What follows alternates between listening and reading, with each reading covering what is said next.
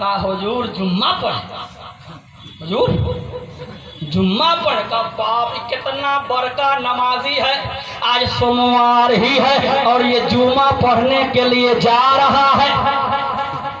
तो वजीर भी बहुत होशियार था, कहा कि हुजूर जैसन मरियल घोड़ा दिए हैं ना, जैसन सरियल घोड़ा दिए हैं ना इनाम में, आज तो सोमवार है और मैं लेकर के जा रहा हूँ। अगर ये जुम्मा के दिन और जुम्मा के वक्त तक मस्जिद तक पहुँचा दे तो गनीमत।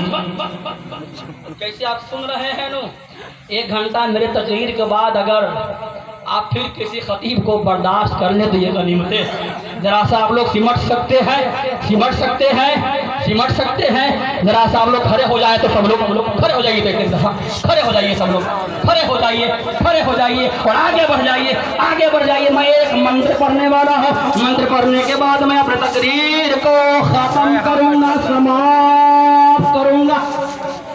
आगे बढ़ करके सुकून के साथ, इज्जत के साथ बैठ जाइए। मोहब्बत से बहुत अच्छा मौका मिलता है लोगों को भागने के लिए। अगर जे कोई मुकर्री अधर मधु देह कुंदन कंचनम चंद्रमुख रतनार मणि मानिक नयन पद पंकजम। 1 हफ्ता पहले की बात है, इफ्तिखार साहब को खूब मालूम है। मैं था बनारस में, चुनार एक जगह है, नहीं निवासा, चुनार में था मैं। स्टेज पर जैसे ही जाकर मैं बैठा, मैं थोड़ा लाल वाला, उजबैया तो ऐसे सिंपल है, वो मेरा उजबैया वो लाल वाला था, उजबैया है ना। तो मैं जैसे ही बैठा तो एक आदमी आया, बहुत मोटा ताज़ा, हमसे डबल मोटा ताज़ा लहीम शहीम था। आकर कहा कि हजरत महाराज जी आप ही सिवान से आए हैं? हाँ हम ही सिवान से। क्या बात है? ऐसा है कि दुआ कराने हम आए हैं, 100 रुपया लीजिए और दुआ कर दीजिए। 100 रुपया लीजिए, दुआ कर। क्या दुआ कराना है? उन्होंने कहा कि दुआ कर दीजिए कि हम करोड़पति हो जाए। इतना लंबा, इतना मजबूत, 2-4 लाख की कराओ, 1 साल मस्ती में खाना, अगली बार फिर दावत देना, फिर बुलाना, फिर 2-4 हजार देकर दुआ कराना। ना ना ना, एक ही दफा करोड़पति होने की दुआ कर दीजिए। चलो मान लेते हैं, इतना पैसा अगर हो जाएगा तो क्या करो? उन्होंने कहा, सुनिए, सुन रहे हैं आप लोग?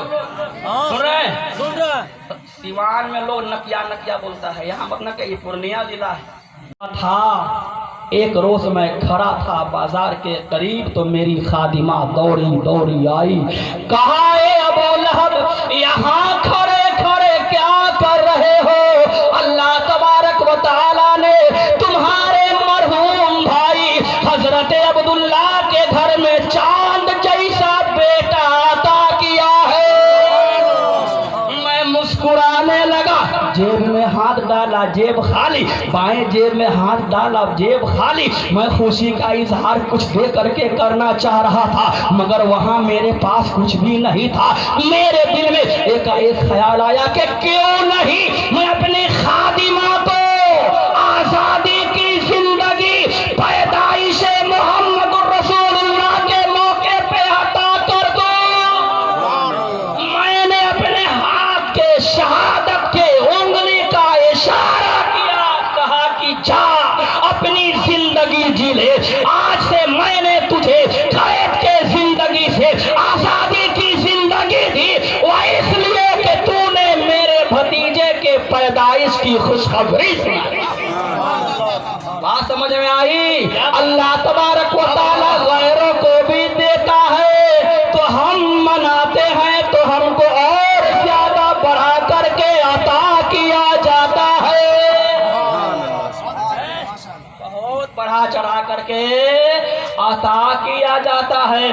हम उलमा का कद्र नहीं करते। अभी हमने देखा है 4-5 गो मौलाना साहब लोग, हमारे टीम में गड़बड़ है, हमारे टीम उठते उठते खत्म। तो आप तो जो बैठ गए हैं लायक मुबारकबाद, जल्दी से बैठ जाइए। मुझे आखिरी मंत्र पढ़ करके बात को समेटने की कोशिश एवं प्रयास करना है। आखिरी बात सुना दे, सुना दे आखिरी बात। कहाँ अब तो न पैसे आ रहा है, न ATM सब खाली है, तो मैं क्या सुना? इधर कहिए झूम के सुभान अल्लाह, सुभान अल्लाह, और जोर से सुभान अल्लाह, सुभान अल्लाह। कबीरदास जी कहते हैं, कबीरदास जी क्या कहते हैं, अनपढ़ से मित्रता मत रखो, जाहिलों से दोस्ती मत करो। हमारा जो कुंबा कबीला है, रात के अगर 1:30 बजे हम लोग प्रोग्राम से निकल करके आते हैं तो देखते हैं मस्जिद के जीना पर 15 गो लवंडा बैठा हुआ है, मदरसे के छत पर 13 गो लवंडा बैठा हुआ है, ईदगाह के कोना में 14 गो लवंडा बैठ करके मोबाइल पर पबजी फ्री फाइटर खेल रहा है। मैंने पूछा क्या मतलब है, ये सब कौन है? कहा कि ये सब हमारे दोस्त है। मैंने कहा इनकी दोस्ती खाली तुम्हारे सुख में है, तुम्हारे दुख में कोई काम नहीं आएगा। तुम्हारे दुख में जो काम आते हैं, जो तुम्हारे सुख में भी साथ रहते हैं, तुम्हारे दुख में भी तुम्हारे साथ रहते हैं, वो तुम्हारे मस्जिद के इमाम है। तो उनके करीब ये नहीं जाएगा, इमाम के करीब तो इसको जाने का मन ही नहीं करता। इमाम के करीब जाओ, इमाम के करीब रहो, इमाम से खूब मोहब्बत करो, इसलिए कि इमाम ही वो है जो आपके सुख में आपके दुख में हाजिर होता है। एक आवाज देते हैं कि मौलाना बेटा पैदा हुआ है, आसान देना है, इमाम साहब हाजिर हो गए। छठियार है, फातिहा करना है, इमाम साहब हाजिर हो गए। बाप का जनाजा पढ़ाना है, इमाम साहब हाजिर हो गए। मतलब ये है सब लोग मुक्ति दे करके भाग भी आते हैं, मगर वारे तेरा इमाम वो रहता है। इसलिए रहता है कि उसे पता है ये जब दुनिया में थे तो हमारे पीछे नमाज पढ़ते थे, ये हमारे मुक्तदी थे, इनके मगफिरत की दुआ हम ही को करनी है।